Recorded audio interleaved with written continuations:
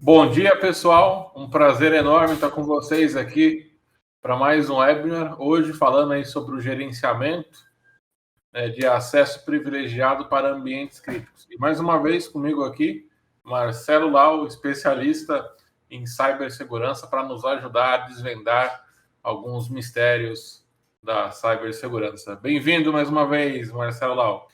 Obrigado, Tolimar. Obrigado pelo convite mais uma vez. E como diria, né? Grandes mistérios de como fazer com que o processo de gestão de identidades funcione adequadamente. Algo que deveria ser tão simples, difícil fazer isso funcionar nas empresas. Vamos mostrar hoje aí como é o processo para descomplicar essa adoção aí e fazer a turma entender a importância. Eu separei alguns slides aqui, vamos primeiro bater um papo, e aí depois eu entro com alguns pontos aqui chaves e a gente fala em cima deles. Então vamos lá. Eu separei aqui a nossa agenda, né? Hoje para falar aí quais são os principais desafios do gerenciamento de identidade em ambientes críticos. Também vamos falar da importância da auditoria contínua e a remediação de ataques automatizados. Então, como é que a gente consegue automatizar essas remediações para facilitar aí e, claro, né, a tecnologia trabalhar a nosso favor ali para não deixar no cara crachá na verificação de itens de segurança. Os principais pontos para quem quer começar a implementar o gerenciamento de identidade e, claro, né, o que tem a ver aí o gerenciamento de identidade e a tal da LGPD, que até hoje tem muita gente que procura a gente procurando saber como se adequar a ela, o que tem que fazer, o que é isso, se é uma lei mesmo, se é obrigatório ou não. Então, enfim, tem gente ainda que está perdida nesse assunto. Então, vamos trabalhar em cima desses pontos aqui, Lau, sobre os principais desafios, né, aí para o gerenciamento de identidade em ambientes críticos. O que eu tenho visto, e aí colocar já para a gente entrar nesse assunto, algumas empresas que executam esse gerenciamento de identidade de forma manual. Então, desde do mais comum, né, o acesso a um terceiro, que acho que é o exemplo que a maioria das empresas enfrenta. O terceiro que vai fazer uma atividade na empresa, geralmente é compartilhado um acesso, uma senha, né, uma credencial para ele, e a partir daí ele tem ali o acesso a determinados servidores, equipamentos e tudo mais.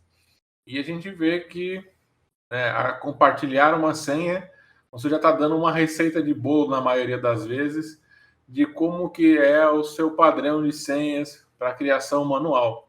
E geralmente alguém adota uma parte da empresa, arroba o ano, isso aí eu acho que se a gente fizesse uma pesquisa, daria mais de 50% fácil de definição. Não utilizam aí, caracteres especiais, né? Todo aquele mix de boas práticas para deixar uma senha mais segura. Então, eu queria ouvir aí o seu lado também, por conta até do seu trabalho. Para quem não conhece ainda o Marcelo Lau, ele possui aí uma ampla carreira com relação à investigação forense, depois pode até comentar um pouco mais, eu acho importante para o pessoal saber aqueles mistérios do FBI e tudo mais, né? Um pouco disso aí também, para saber. Então, eu queria saber o seu lado sobre a sua visão, né, com relação a esses pontos da gerenciamento de identidade em ambientes críticos.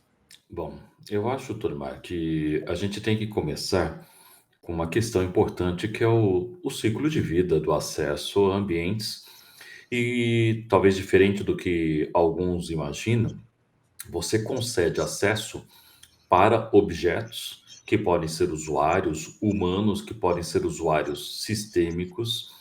E a grande preocupação é que você tem um ciclo de vida onde você tem algo ou alguém que solicita o acesso, alguém que deveria aprovar, alguém que deveria conceder o acesso com base em um perfil, né? Nós chamamos isto então de job description, onde deveria partir isso do RH para de que, de alguma maneira, você tivesse o privilégio concedido de acordo com o seu perfil de utilização, até você ter questões de mudança ou encerramento da atividade onde o acesso deveria ser revogado. E aí, quando nós temos essas questões, o Torimar até abriu algumas delas, como, por exemplo, a qualidade de senhas. Então, quando você define o nome da empresa com o primeiro caractere maiúsculo, arroba e o ano, você atende, na maioria das vezes, a quantidade mínima de 8 caracteres, letras maiúsculas, minúsculas, caracteres especiais e números. Mas isso não satisfaz uma questão de complexidade exigida. E a gente tem que considerar, sendo bem sincero, o quanto a senha, tão somente a senha, pode ser considerado um elemento robusto para a proteção. Nós podemos contar com cofre de senhas, nós podemos contar com outros tipos de mecanismos que incluem tokens, certificados digitais, geolocalização, ou qualquer outra característica que inclua comportamento, para poder entender melhor como uma pessoa deve acessar ambientes.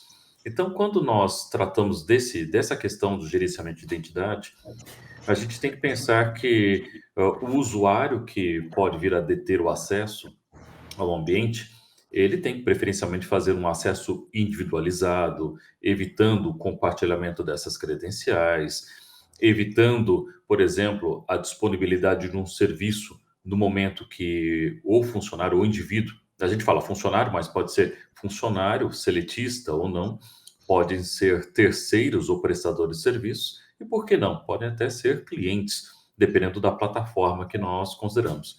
E um dos grandes desafios, aí sim, propriamente dito, o item da pergunta, é ter um sistema que possa abranger o máximo possível essa gestão de identidades e acessos, já que, por mais que você deseje que um Active Directory seja o seu ponto central nessa gestão, nós muitas vezes temos sistemas legados, nós temos sistemas distribuídos, ambientes em nuvem, que não nos permite fazer essa gestão de uma maneira muito prática.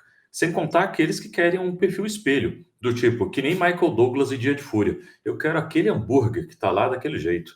E não é bem assim. Você tem que saber exatamente que tipo de acesso você precisa para você não cometer bobagens. Como diria Tio Ben em Homem-Aranha, com grandes poderes vem grandes responsabilidades. Então não adianta ser todo mundo admin, sabe?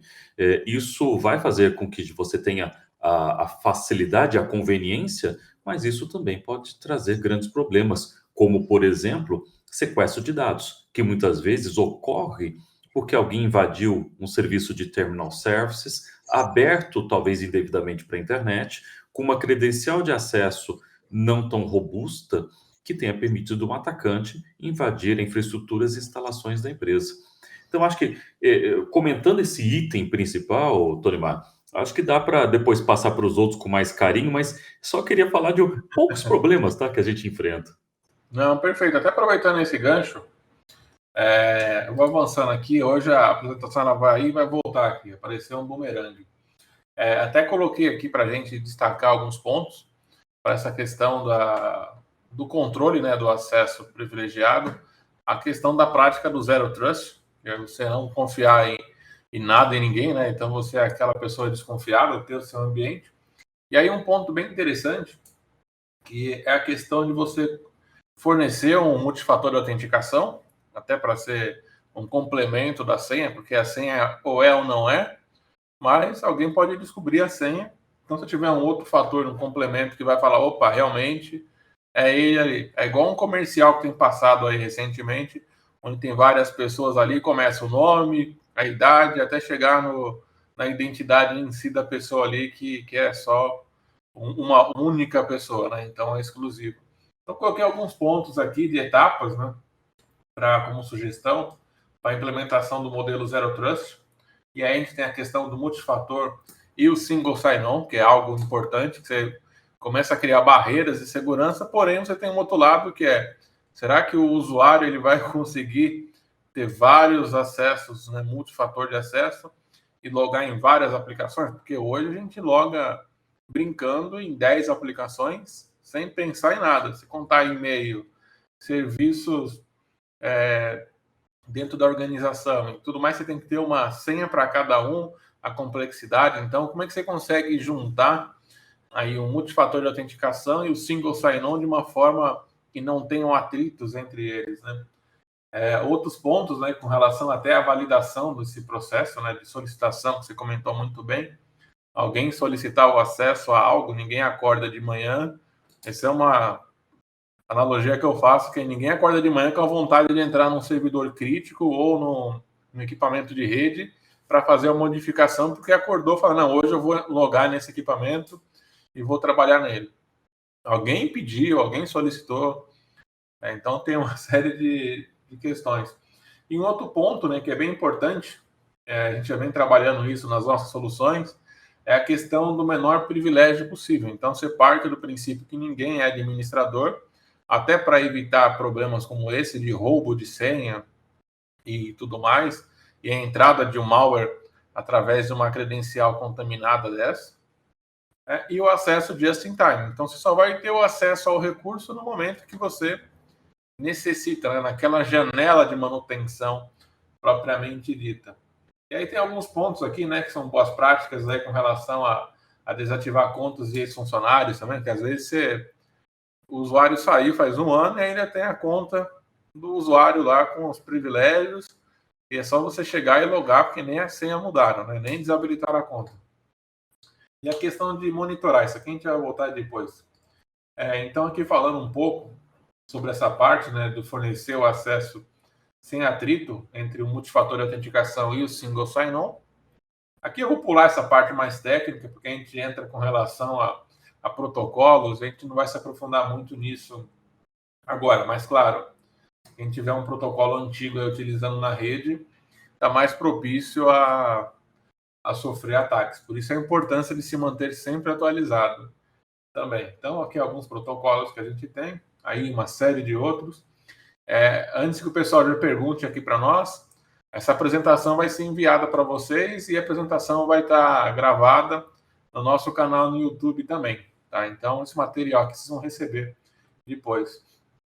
E aí eu falei de senha, também de acesso, que a gente hoje vê uma escalada, né, uma jornada de empresas adotando cloud pública para fazer a hospedagem dos trabalhos.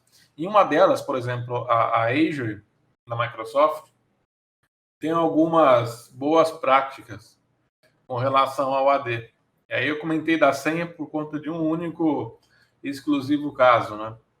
A gente tem esse documento aqui, esse slide específico, ele se trata diretamente de um e-book, né, aqui, da própria Azure sobre guias de senha. E ele diz o quê? Que a senha pode ter aí 8 caracteres no mínimo, mas o tamanho não é necessário, não necessariamente melhor. Então a gente fala ali que você pode deixar 8 caracteres e tá tudo certo. Então a gente tem alguns pontos aí que ele alega, né, com relação à senha. Então você pode ter 8 caracteres, não tem problema nenhum, mas se a gente levar em consideração aí alguns mecanismos de quebra de senha, a gente vai descobrir aí que uma senha de 8 caracteres é possível ser quebrada em até 3 horas. Tá? Se você aumenta isso para 9 caracteres, já passa para uma média aí de 2 meses. Se você tem mais de 9 caracteres, 10 caracteres, você tem aí uma vida aí, dá para quem tem bebê aí recentemente, dá para ver ele crescer e esperar aí completar 18 anos, vão estar quebrando a senha. Então, alguns exemplos que a gente tem com relação a práticas, né? E a importância da senha. Às vezes você coloca lá o nome da empresa, 4 caracteres, mete um arroba no meio e o ano, você tem ali, né, 7, 8 caracteres, 9, mas também de uma forma bem simples. E aí, continuando aqui no guia da própria Microsoft, ela fala também para eliminar a composição de caracteres. Isso é um documento de boas práticas que a gente tem no serviço da Azure. A questão aqui que é a mais importante é a eliminação do reset periódico de credenciais. Então, para eles, assim, você não precisa ter uma prática de trocar a senha. Você pode colocar lá para nunca expirar e seja feliz. Então, você pode contar com esses recursos. E algumas outras funcionalidades que contam também. Então, aqui algumas coisas que são importantes realmente, né? Senhas maiores são mais seguras. A composição de caractere ela é essencial para isso. A redefinição de senha é algo que precisa ter uma prática, né? Uma periodicidade. Se vai ser a cada 30 dias, 3 meses, um mês, enfim, a gente precisa ter esse controle também. E aí um ponto importante que é o dicionário, né? Que é você ter um dicionário também que ajuda muito. Só parar aqui que eu vi que o Alexandre comentou que o áudio está picotando. Se mais alguém puder, eu vi que o Lucas comentou que está normal. Mais alguém puder compartilhar, senão eu volto aqui para não prejudicar vocês. A Bárbara comentou que tá legal, tá legal. Eu acho que deve ser a sua conexão, hein, Alexandre?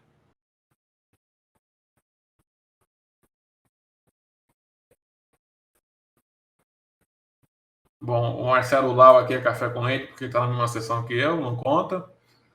O resto está tudo certo aqui. Então, beleza. Então, tá certo. Então, um ponto importante, né, também é a inclusão do dicionário, onde você já começa a eliminar esse tipo de situação de ter um cadastro, não sei se um dicionário daquelas composições, né, de caracteres que você não quer. Por exemplo, o nome da empresa. Então, managengine@2021. Não, vou cortar já esses nomes que eu sei que possivelmente alguém vai querer utilizar para fazer esse acesso. E claro, né, aquele conceito de negar a senha antiga. Aí você pode criar aí o histórico, né, de quantas senhas antigas você não quer que seja usado novamente.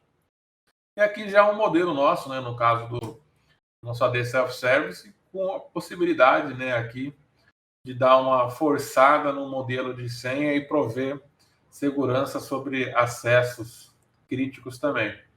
A importância, né, de por que utilizar o multifator de autenticação, a gente já comentou aqui também.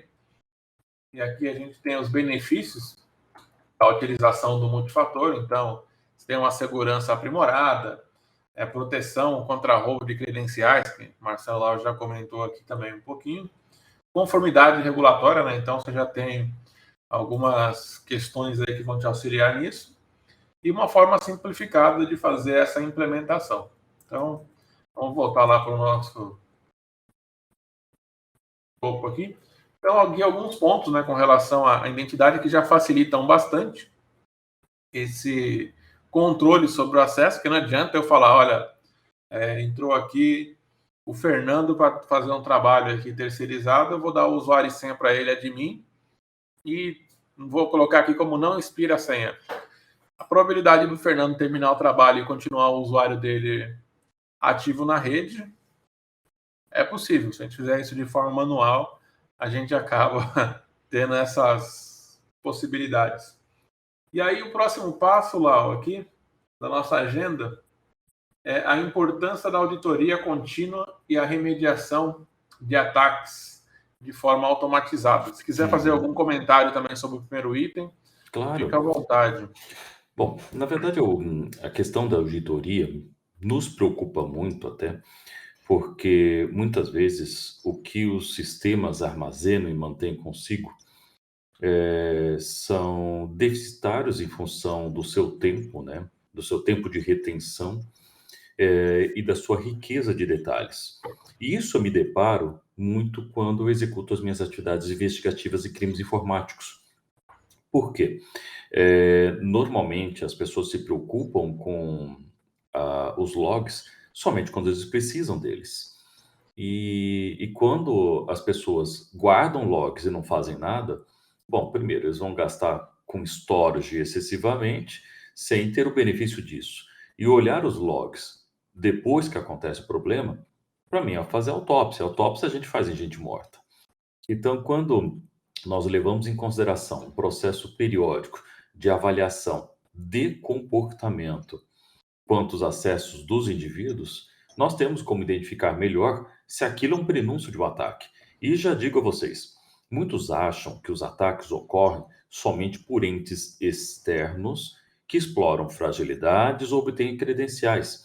Mas nós devemos também nos lembrar que muitas das fraudes que hoje eu investigo são propiciadas e são executados por pessoas com acesso legítimo ao sistema. E como você descobre isso? Por acessos indevidos e momentos não oportunos. Então, quando nós temos a capacidade de identificar de alguma maneira essa mudança de comportamento, tomando ações preventivas, e aí vamos falar o exemplo de uma ação preventiva muito simples. Volumetria de dados trafegados dentro de uma rede de comunicação. Se uma pessoa ela não tem esse costume, isso pode estar significando a extrusão, ou seja, a retirada dos dados de bancos de dados, que pode indicar o prenúncio de um vazamento. Então, a auditoria, ela não pode ser feito algo periódico, uma vez ao ano, ela tem que pensar numa periodicidade mínima, né, mensal. E a questão é braço, né, porque queira-se bem ou não, analisar esses registros de tal forma que se dê uma inteligência, exige aí uma certa dedicação. Lembrando o seguinte, que de tempos em tempos você tem que pensar em estratégias complementares em como analisar esses logs. Então, a minha visão sobre a auditoria é adaptativa. É você entender como que funcionam os ataques e, com base nisso, ter a capacidade em analisar esses registros em momento oportuno, Tonimar. Muito bom. Aí um ponto que a gente até comentou em um webinar passado, depois a gente pode procurar o link e compartilhar com o pessoal aqui, que é falando justamente sobre esses pontos de auditoria, né? Que algumas pessoas, algumas organizações optam por uma auditoria pontual, que vai fazer análise nesse cenário de cada um mês, um ano, 10 anos, fazer auditoria para ver como é que está aquele momento, né? A famosa autópsia, que já passou aí um ano que já passou o ocorrido, você vai fazer o que com aquilo? Ele vai guardar de recordação, né? Essas coisas. Algumas outras têm fragmentos, então faz um mês, pula um, então a cada 3 meses faz, continua sendo autópsia. E a gente precisa ter, como bem mencionado, esse acompanhamento contínuo com relação à auditoria, porque você vê o que está trafegando ali, um desvio de comportamento de alguém, né? Ramificou alguma coisa e falou: opa, esse usuário aqui que não tinha um costume de abrir centenas de documentos de uma vez ou copiá-los de um local para o outro, começou a fazer isso, e ainda mais no horário que não é o horário dele logar na rede. Então a gente começa a enxergar aí algumas ações que manualmente a gente acaba se perdendo. Ou a gente fica ali, baixa o Chico Xavier ali para analisar e psicografar aqueles dados todos, ou a gente vai acabar ficando perdido, porque na hora que você levantar, vou tomar uma água, vou tomar um café, já aconteceu e já foi, né? Então, precisa ter automatização desses processos para gerar alertas, né, no momento que ocorrer. Por exemplo, um exemplo mais recente que tem ocorrido aí, várias empresas têm procurado as soluções para ajudar na remediação, é a relação ao ataque de ransomware. Criptografou um arquivo. Opa, já tem que ser notificado que houve alguma coisa, uma mudança, um arquivo foi criptografado. Se naquele momento eu tenho um botão de pânico acionado referente a uma ação dessa, como, por exemplo, um arquivo numa pasta específica foi criptografado, dando um exemplo aqui, já ativo o botão do pânico, notifico o meu SOC e desligo o servidor, a chance de sequelas serem menores é bem grande. Agora, se eu deixo ali no final do dia, eu vou, deixa eu abrir o servidor para ver o que aconteceu. Aí você já não consegue nem abrir mais o servidor e quando abre, tem a telinha lá que se não mudaram até agora, né? O pessoal está evoluindo bastante aí. Aparece a telinha vermelha do mal lá, falando para fazer o depósito de alguns bitcoins. Né? Não sei como é que está a cotação no momento de resgate de bitcoin para ransomware, mas um bitcoin já é um pouco salgado, né? Dependendo do que for. Então a gente precisa ter essa automatização dos processos. Então, aproveitando esse gancho que a gente está falando, vamos avançar aqui a nossa senha. A questão do próprio, voltar aqui, empregar, né, o menor privilégio com relação ao usuário e de modo just-in-time. Então, a gente pode criar mecanismos para facilitar. Então, durante uma janela de trabalho, fazer a inclusão desse usuário em grupos e definir qual que vai ser a janela para ele voltar ao estágio normal dele, então coloco ele no grupo administrativo e quando termina a atividade dele, a janela, ele é removido desses grupos e volta a ser um usuário comum, sem os privilégios administrativos. E aí outros pontos, né, que é com relação a gerar alertas sobre cada ação. Então você começa a ter um mapeamento aí nas ações do que é feito, se um usuário é criado, modificado, para saber se de repente um invasor, né, seja ele interno ou externo, conseguiu acesso a um Active Directory, por exemplo, e começou a modificar permissões de usuários, criar usuários, enfim, uma série de ações. E claro, né, monitorar as atividades desses usuários também no ambiente. Então a gente tem aqui alguns pontos, né, com relação à auditoria que vão vincular a esse ponto de ajudar na auditoria de forma contínua e, claro, criar remediação. Se demete ali nos critérios que você definiu, o alerta vai tomar uma ação que vai remediar esse tipo de ataque. Por exemplo, um muito comentado nos nossos webinars é a questão do famoso PowerShell, que o usuário não tem nenhuma permissão, mas por padrão, no Active Directory, qualquer usuário pode fazer a leitura do AD.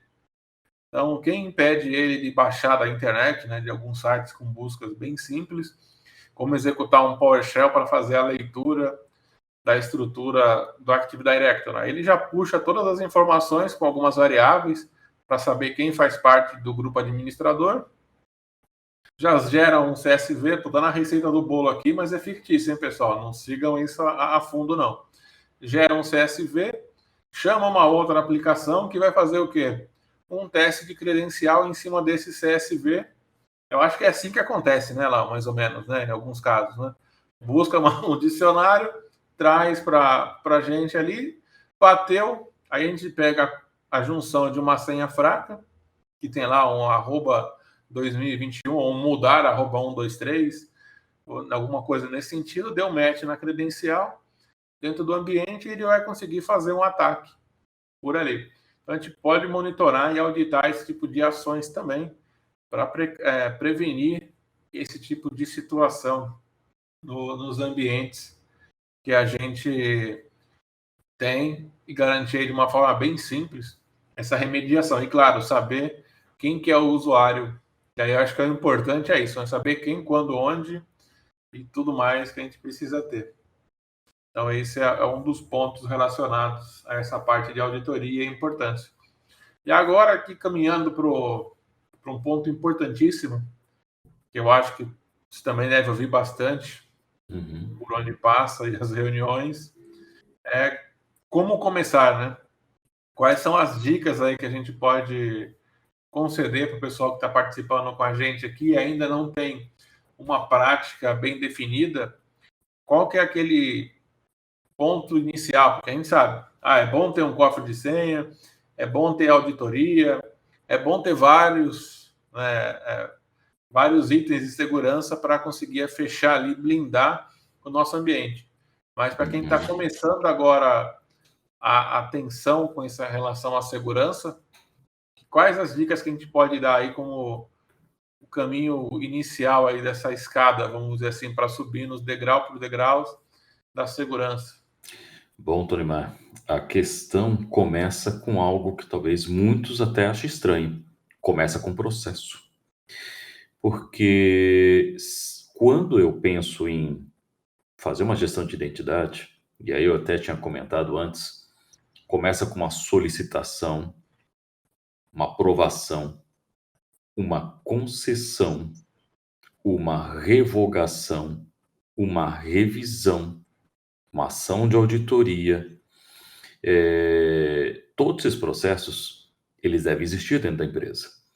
E nós temos alguns partícipes importantes. Nós temos a área de RH, se forem funcionários. Nós teremos a área de compras ou de supply, se forem fornecedores. Se forem clientes, talvez seja a área final ou fim de business que defina esses processos. E nós temos que pensar nas áreas de retaguarda que irão gerenciar esse processo. Nós estamos falando aqui de gestão de identidade, mas isso não impede que esse processo também entre em vias de considerar questões de acesso físico. Por exemplo, provisionamento de crachás, e acessos restritos a ambientes físicos. Então, quando nós falamos de tudo isto, nós temos que pensar em desenhar fluxos, definir atividades que serão executadas, seja por meio de uma plataforma, seja por meio de mecanismos ou formas que mais adiante precisarão ter um certo nível de automação. Porque se fazer tudo manualmente é extremamente trabalhoso, principalmente dependendo da quantidade de funcionários ou acessos que precisem ser concedidos de acordo com o seu ecossistema. Então, com base nessa situação, também temos que definir, por exemplo, o que que a pessoa precisa acessar, que atividade ela vai exercer, por quanto tempo ela vai executar aquela atividade, para que realmente um processo de provisionamento tenha, pelo menos, alguma expectativa de quanto tempo aquele acesso deverá ser mantido daquele jeito. Pois, caso contrário, nós teremos usuários Highlander, né? Ou seja, aquele usuário que nunca morre. Ele já foi desligado da empresa, ou a pessoa já morreu, né? Já não está nem mais por aqui, ainda tem acesso concedido para o funcionário, para o prestador ou para o cliente. Então, existem realmente sistemas que até revogam o acesso automaticamente se você não renovar. O exemplo, como eu trabalhei muito tempo em banco, um dos sistemas que tinha essa característica é do Banco Central. Ele revogava mensalmente e se eu não solicitasse a renovação, eu perdi o acesso. E existem outros também desafios neste processo que incluem o quê? Alterações de funcionários de empresas terceiras e férias e afastamentos de funcionários por questões as mais diversas, e principalmente de saúde. Então, lembrando que hoje nós trabalhamos com várias empresas que já estão no modelo home office, nós vemos o processo de onboarding ocorrendo à distância.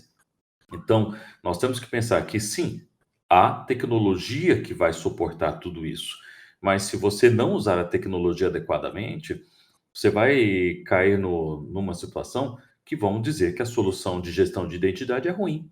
Quantas vezes eu já ouvi falar de empresas que prestavam serviços de gestão de identidade, de revisão de acesso, de definição de matriz de acesso, onde disseram depois adiante que o serviço foi ruim. Foi ruim não por conta da plataforma, mas a dificuldade de manter e sustentar aquele processo num longo prazo. Então, a deterioração, por exemplo, é uma das coisas que temos que ficar de olho, onde alguém tem que ser dono dessa situação.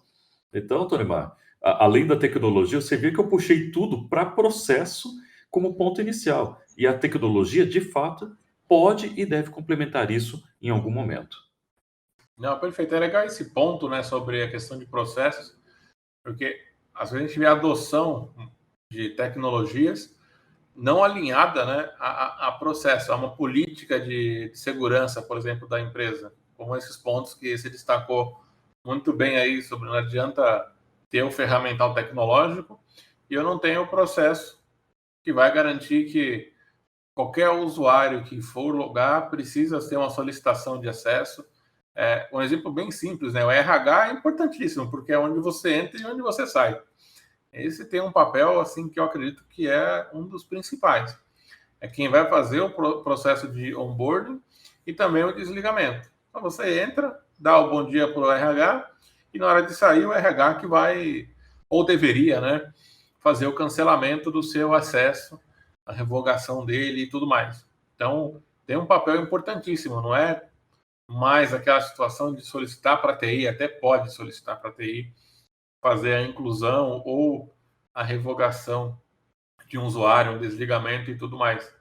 Mas todas as áreas da empresa hoje possuem uma característica de ser autônomas, até por conta da dinâmica que hoje os negócios possuem. Né? Então, o pessoal de suprimentos tem uma característica que não é o mesmo que o pessoal comercial, financeiro, cada um tem a sua até mesmo com relação à adoção a novas tecnologias, né? Hoje não é somente o pessoal de TI que faz a contratação de um serviço para marketing, por exemplo. A gente vê hoje muitas empresas do time de marketing consumindo tecnologias que o pessoal de TI, quando olha aquilo, fala: o que é isso aqui no meu ambiente? Quando vê, tem um serviço novo lá, que não vai administrar, vai ficar só observando, monitorando, né? Tem um papel mais de staff ali, mas operacional é outra área. Então é importantíssimo ter esse alinhamento, né, da política. A gente vem falando isso aí já há algum tempo aqui, sobre a questão da política de segurança, a importância dela para a definição dos meios e, claro, né, a importância de que os atores, vamos dizer assim, da empresa sigam os processos, né, para garantir. Não adianta eu ter um cofre de senha e o pessoal querer logar no ambiente com uma conta que não está sendo gerenciada pelo cofre de senha. Ou ter um cofre de senha e não ativar as políticas de reset automático. Então, você acaba fragilizando o ambiente sem a adoção de política alinhado à tecnologia, e você acaba deixando o ambiente tenho várias soluções aqui para trabalhar, porém eu faço tudo por fora, né? Vamos dizer assim. Então, eu não sigo as boas práticas. Não tem auditoria ativada no ambiente, mas quer ter a segurança. Então, não adianta você ter um lado e não cuidar do outro também. Então, é importante, a gente mostrou aqui, eu mostrei algumas características da ferramenta, como o cofre de senha. Aqui, pelo tempo, eu não vou mostrar ele, mas a gente consegue ter também aqui um cofre de senha para gerenciar o acesso a recursos, sejam servidores, roteadores, enfim, gerenciamento de certificados digitais, chaves SH, e ter essa rotatividade do ambiente para o quê? Que o usuário que vai consumir esses recursos não tenha o acesso à credencial. Eu estou compartilhando com o usuário um recurso e não a credencial para ele fazer o acesso.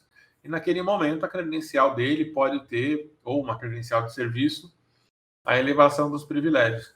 Então, é sempre importante ter esse alinhamento da política, né, do documento, né, vamos dizer assim, do que eu tenho que seguir, com a parte de tecnologia.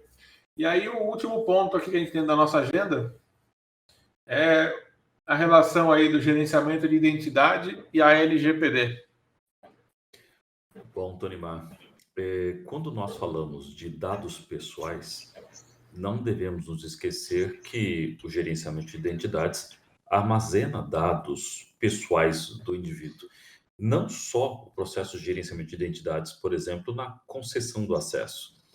Nós devemos lembrar que se os dados forem seus, ou seja, da empresa, você será o controlador. Se o dado for de terceiros, você será o operador dos dados. Isto não te exime de proteger dados pessoais. Então, quando nós entramos no processo de gerenciamento de identidade, alguns dados são já inseridos no processo de cadastro. Alguns deles advindos da área de RH, outros advindos do próprio usuário quando ele toma iniciativa em se cadastrar, outros advindos de uma área de compras ou de contratos.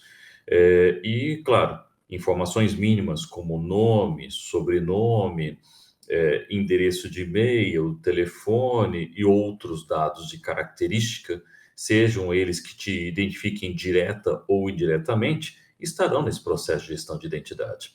O que poucos talvez saibam é que qualquer coisa que identifique o seu comportamento é também dado pessoal. Então, isso inclui, por exemplo, dados de geolocalização, endereço IP, costumes de horário de acesso, entre outras demais características. Então, dependendo do que é mantido nos registros em ambiente de gestão de identidade, isso certamente poderá ser considerado dado pessoal. E é claro que nós devemos considerar que, dependendo dos acessos hoje concedidos, há vários sistemas que coletam os seus dados. Comecemos pelos cookies, para identificar comunicação, para identificar uma sessão estabelecida, e esse cookie é dado pessoal. Então, estes dados, uma vez que precisem ser coletados de alguma maneira, precisam ser mantidos por um certo tempo. Então, a LGPD voga e preza a minimização dos dados. Até brinco com meus alunos que o pessoal pergunta, professor, como faz para não vazar nude? Simples, não tira nude. Mas nesse caso, Tolimar, não tem jeito, né? Você tem que gerenciar a identidade de alguém. Então, por menos tempo possível, devem ser mantidos os dados em certos sistemas para que eles também não propiciem o vazamento. Mas, por outro lado, nós temos que pensar em atender aspectos legais de guarda de informações. O pessoal fala de LGPD, mas vamos nos lembrar muito bem. Hoje nós temos o Marco Civil da Internet. O Marco Civil da Internet, para quem não se lembra, ele foi sancionado pela ex-presidente Dilma, e ela define, entre alguns pontos, a necessidade dos logs de aplicações disponíveis em ambiente de internet ao prazo de 6 meses. Então, todo mundo fala muito LGPD, mas eu prefiro ampliar ao aspecto do arcabouço jurídico, porque muitas vezes nós temos que atender outras leis que vão exigir que os dados sejam mantidos. Vou dar um exemplo: dados previdenciários. Eles têm que ser guardados a vida inteira para poder mostrar de alguma maneira que o trabalhador ele atuou naquela empresa por algum tempo. Então, o gerenciamento de identidade ele pode ser o meio de rastreabilidade para questões desde as mais comuns até aquelas investigativas que vão poder comprovar se alguém fez hora extra, se alguém entrou num horário específico que possa ter direito, por exemplo, trabalhista, para uma ação que venha beneficiar o trabalhador ou a empresa em caso de litígio. Então, eu puxo esse LGPD para outras leis porque você tem uma utilidade enorme. Só que como as pessoas falam muito de privacidade, nós não devemos esquecer outras leis do ordenamento jurídico brasileiro que também precisam ser respeitadas.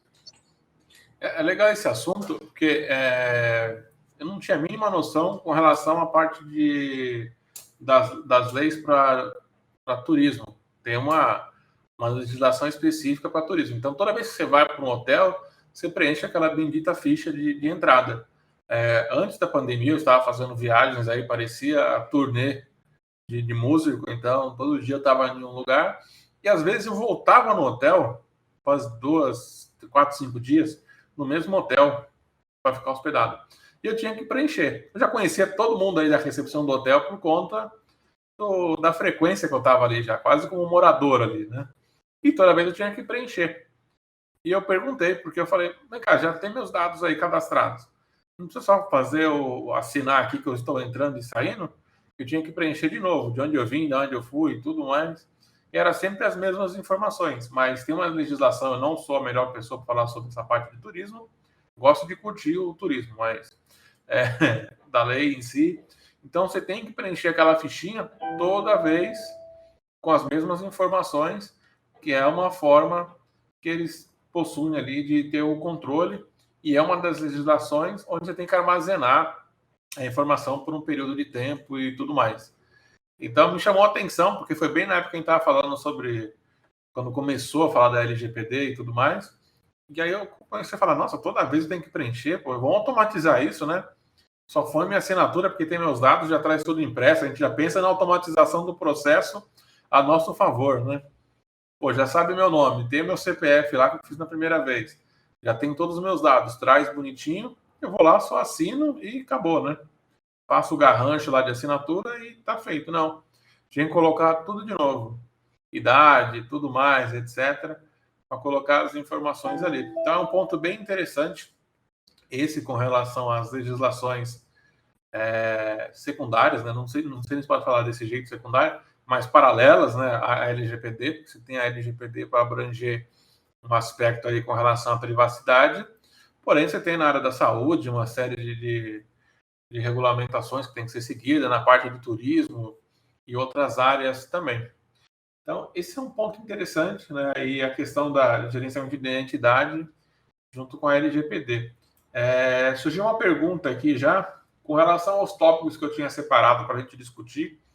Acredito que a gente tenha falado sobre todos aqui de uma forma bem simplificada. A gente já vai abrir aqui para as perguntas e eu vou começar com a do Lucas, que ele acabou de expor aqui um ponto que a gente comentou, que realmente na empresa onde ele trabalha a maior parte dos usuários possuem algo relacionado ao nome da empresa, setor ou nome contido na senha. Ele acredita que a falta de conhecimento das questões de segurança, as pessoas acabam optando por senhas mais fáceis de memorizar. É justamente o que a gente estava comentando aqui sobre a questão do trabalho, né?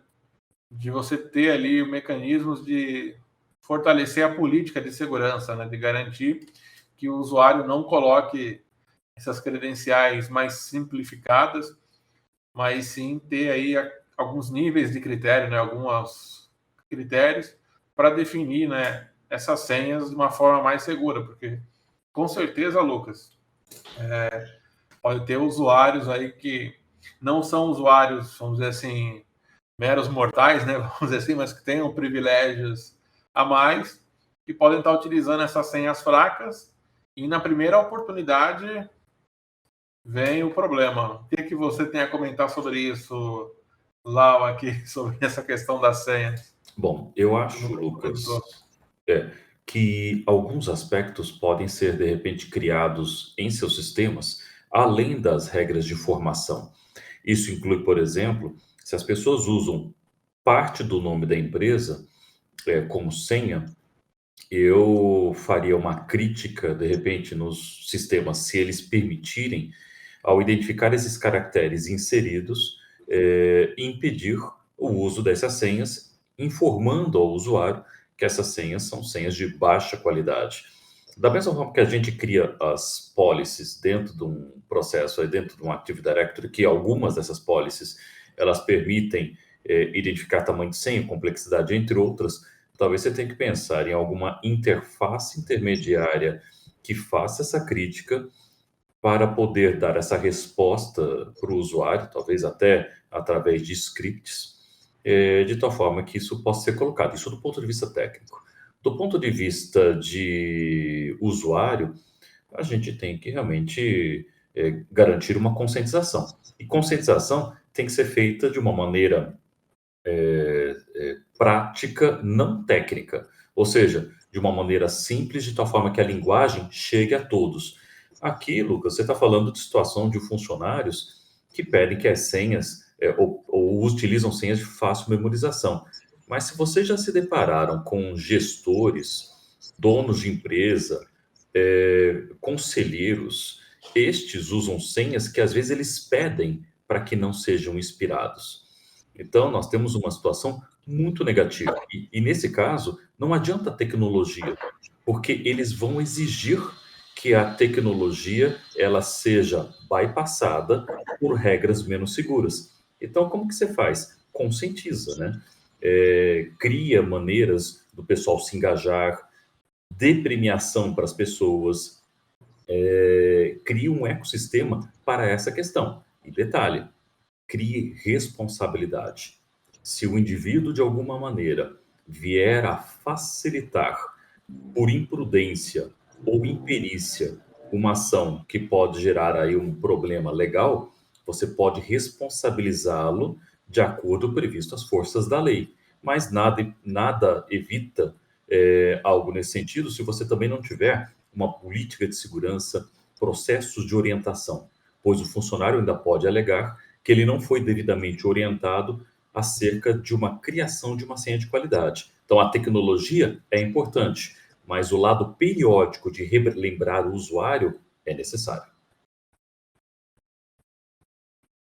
Ótimo.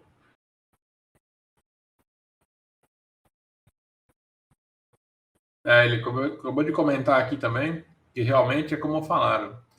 A solução é estabelecer uma política de senhas e a conscientização dos funcionários. Eu acredito que esse é um ponto primordial, e é a conscientização, porque a gente vê muitas empresas, o funcionário ele trabalha como um robô, não no pé da letra, né?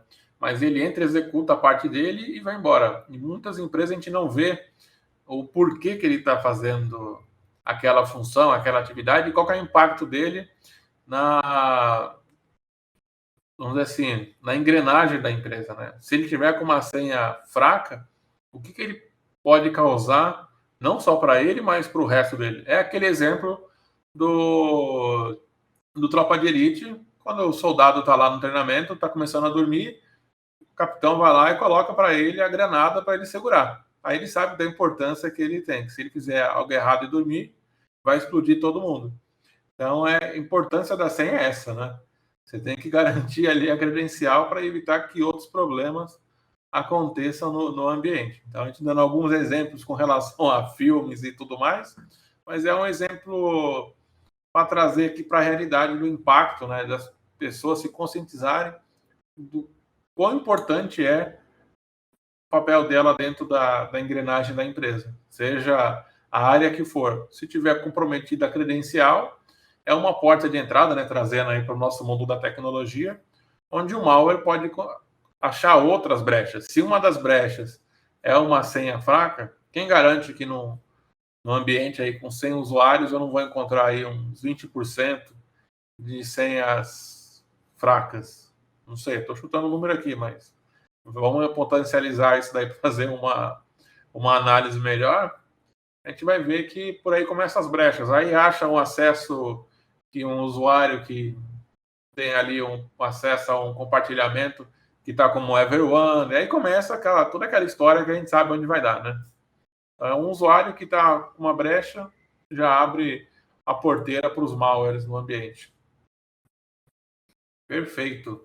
Pessoal, mais perguntas? A gente já chegou aqui ao final do nosso bate-papo com o Lau mais uma vez aí, excelente.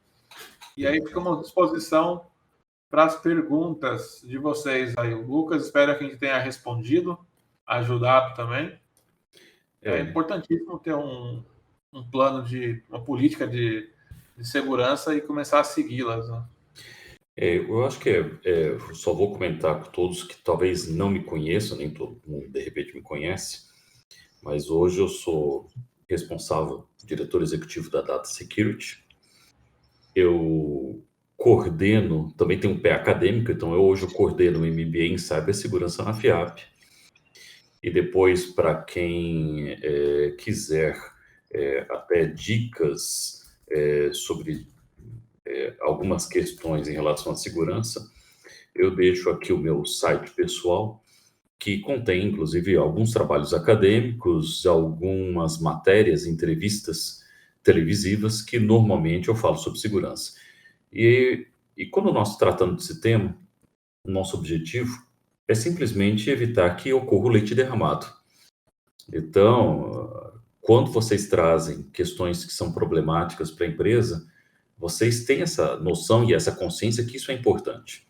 Mas será que as outras pessoas dentro do seu âmbito corporativo sabem o que isto significa? Sabe o nível de importância? O Rafael perguntando, para empresas que ainda estão verdes, sem AD, como proceder, né? Qual o caminho guia para iniciar? Olha, sem AD, o acesso é totalmente distribuído e gerido nas próprias máquinas, né? Possivelmente. E aí você conta com usuários locais. Então, vamos imaginar que se eu não tiver uma infraestrutura dessa, eu tenho que pensar em estabelecer manualmente os acessos obrigatórios a cada máquina. E aí eu já faria o seguinte, Rafael: não conceda acesso administrativo, preferencialmente. Ah, mas eu não vou conseguir instalar nada no meu computador e tal. O detalhe é o seguinte, né? Se você quiser instalar algo, você pode também desativar mecanismos que vão proteger a sua máquina. Então, você imagina, empresas que não têm AD, algumas, de repente, podem não ter nem antivírus. E aí eu falo para vocês, celular. Você tem antivírus no seu celular? Eu espero que sim. Porque o seu celular também pode ser infectado. Então, quando nós falamos sobre empresas que ainda precisam fazer algo, comece com algo simples e faça um planejamento paulatino.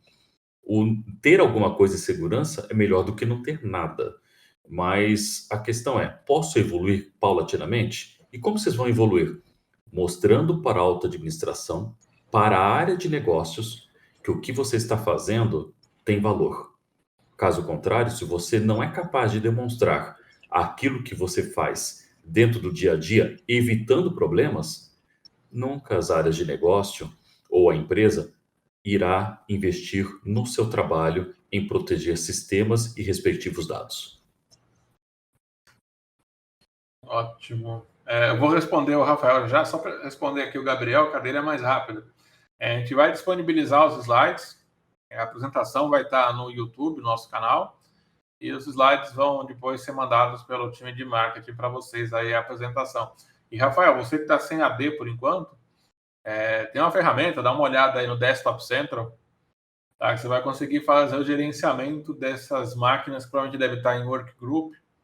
Então, a gente consegue te auxiliar também a simplificar esse processo. Então, dando acesso somente à ferramenta para fazer esse processo de instalação, de gerenciamento dos seus endpoints. Então, existe uma forma segura da gente fazer isso. Mas se você for fazer tudo na mão, né, deixar o usuário ser o administrador do ambiente, aí já vai começar a instalar uma barrinha para minerar Bitcoin, que geralmente não vem o Bitcoin primeiro, né? Ele minera outra coisa. Então, tem esse problema. A gente esqueceu de comentar até aqui, Lau, a questão, né? Não tem o AD, mas, por exemplo, pode ter uma VPN ativa. Imagina o usuário tendo privilégio, entrando por uma VPN. Como é que vai estar nesse ambiente híbrido, né? Mais home office do que no escritório? Pode ser uma brecha que entra ali, que eu tenho quantas credenciais locais para serem gerenciadas, né, nesse caso. Então, tem mais esse ponto. Se a gente for levantar aqui, fazer uma espinha de peixe aqui das opções que vão ter de vulnerabilidade, a gente vai chegar em algumas centenas aí facilmente. Então, dá uma olhada, tá, Rafael? Depois, aí, se quiser mandar uma mensagem, eu vou até voltar aqui para a nossa home. Tem o meu contato.